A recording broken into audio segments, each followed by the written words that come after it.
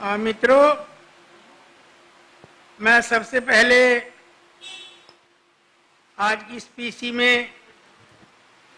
आप सभी का हार्दिक अभिनंदन करता हूं। मैं आपसे ये कहना चाहूंगा कि जिस प्रकार से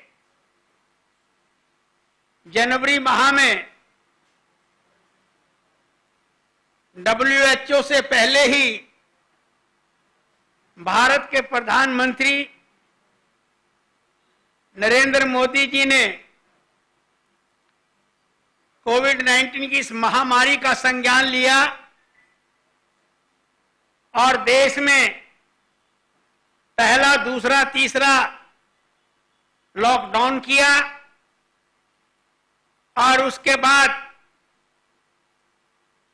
फिर देश में धीरे धीरे करके अनलॉक प्रक्रिया भी शुरू हुई, जिसके परिणाम स्वरूप जहां हम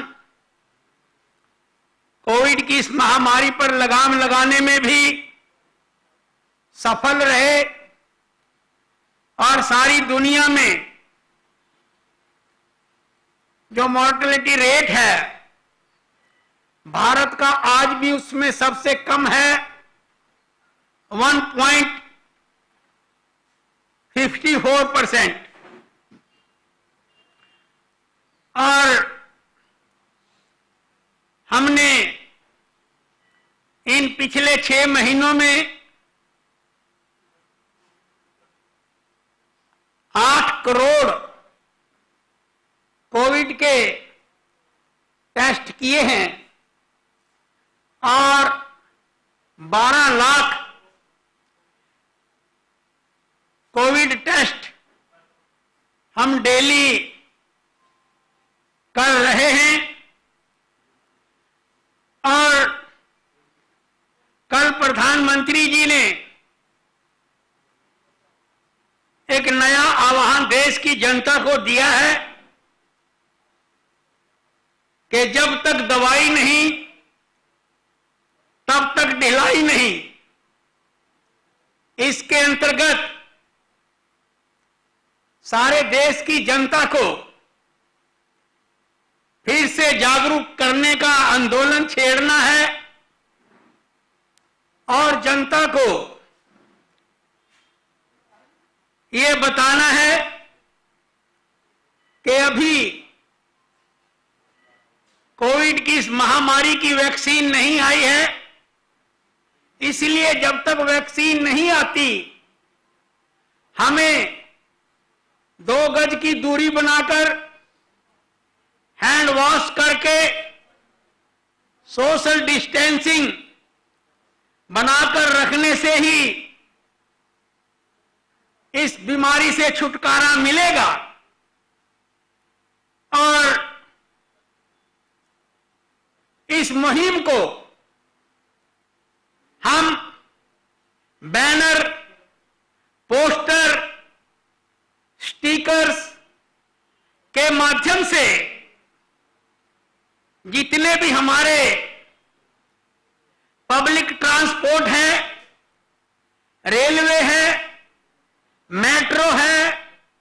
बसेस हैं, एयरपोर्ट है, पेट्रोल पंप हैं, स्कूल हैं, कॉलेज हैं, आंगनबाड़ी हैं, मार्केट कमेटी हैं, ऑफिस के कॉम्प्लेक्सेस हैं, हाउसिंग सोसाइटी हैं, पुलिस स्टेशन हैं और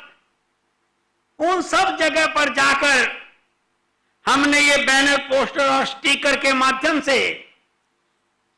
देश की जनता को जागरूक करना है। इसमें हम जो हमारे पद्म श्री विजेता हैं, जो हमारे प्रोफेसर्स हैं, जो हमारे बेहतरीन वकील हैं, जो हमारे पंचायतों के सरपंच हैं, ब्लॉक समितियों के सरपंच हैं, जिला परिषद के सरपंच हैं, नगर निगमों के, नगर पालिकाओं के मेयर हैं, चेयरमैन हैं, मेंबर हैं, उन सबको भी हमने इस मुहिम में सम्मिलित करना है। जो हमारे रिटायर्ड आईएएस हैं और हमारे आईपीएस हैं, हमारे रिटायर्ड सिविल सर्जन हैं और जितने भी हमारे प्रतिष्ठित समाज सेवी हैं, उन सबको हमने इस अभियान के साथ जोड़ना है। और कल मोदी जी ने इसका अभियान किया। मैं आपको ये बताना चाहता हूं कि जनवरी मास में हमारे देश में केवल एक लैब थी पूना में जो टेस्ट करती थी। आज हमारे देश में 1890 कोविड टेस्टिंग लैब हैं और हमारे देश के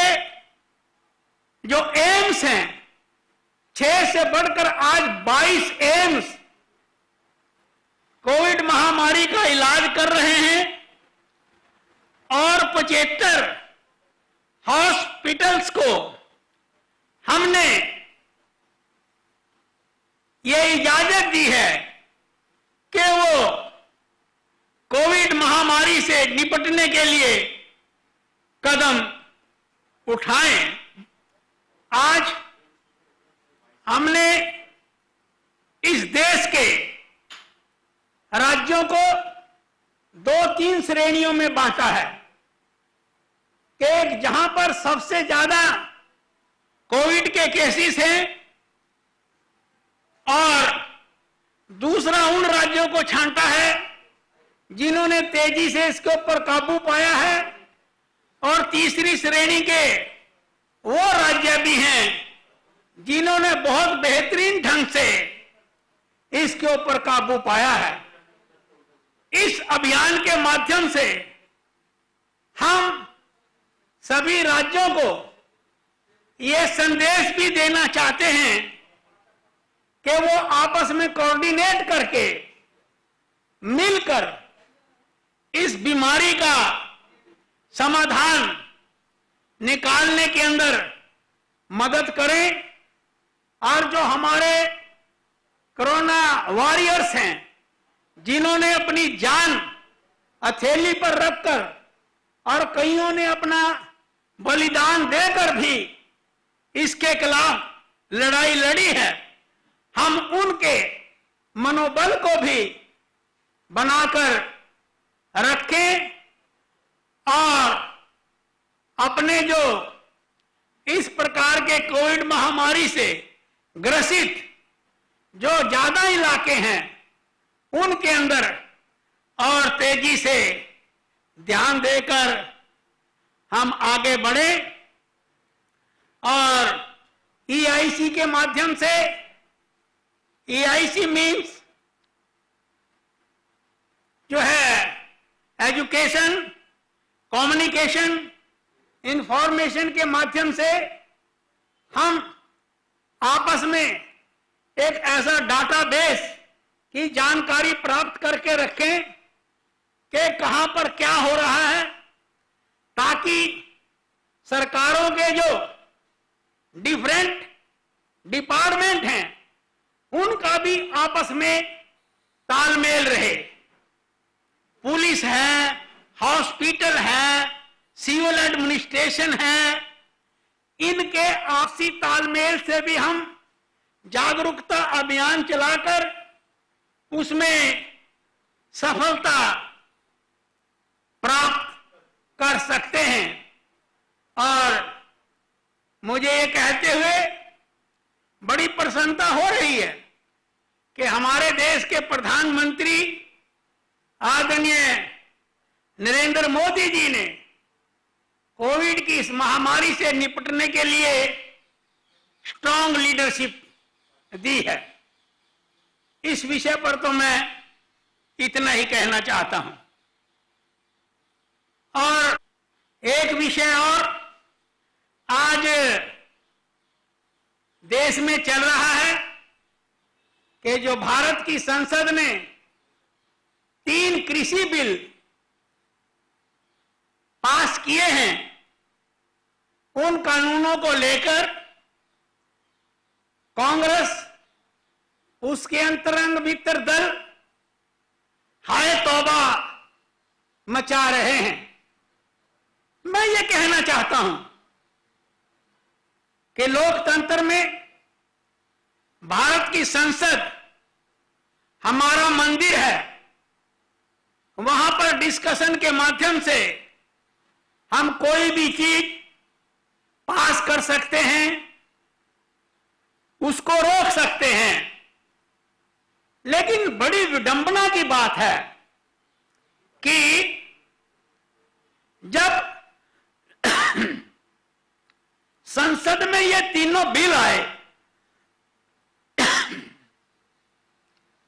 तो ना तो सोनिया गांधी पार्लियामेंट में थी और ना राहुल गांधी पार्लियामेंट में था, और जब ये बिल पास हो गए अगले दिन सोनिया भी टपक पड़ी और राहुल गांधी जी भी बरस पड़े और पंजाब में ट्रैक्टर पे चढ़ बैठे। ये तो उनकी कोरोना की महामारी के प्रति गंभीरता है और कहने लगे कि एक बार मुझे प्रधानमंत्री बना दो, मैं इन तीनों बिलों को डस्टबिन में डाल दूंगा। मैं ये कहना चाहता हूं कि ना 9 मन तेल होगा ना राधा नाचेगी। जैसे जैसे कांग्रेस पार्टी ने मोदी जी के खिलाफ पिछले 20 सालों में जहरीला अभियान चलाया है, कांग्रेस को वो उल्टा ही पड़ा है। और आज पंजाब के मुख्यमंत्री अमरिंदर सिंह जी कह रहे हैं कि मैं स्पेशल सेशन बुलाकर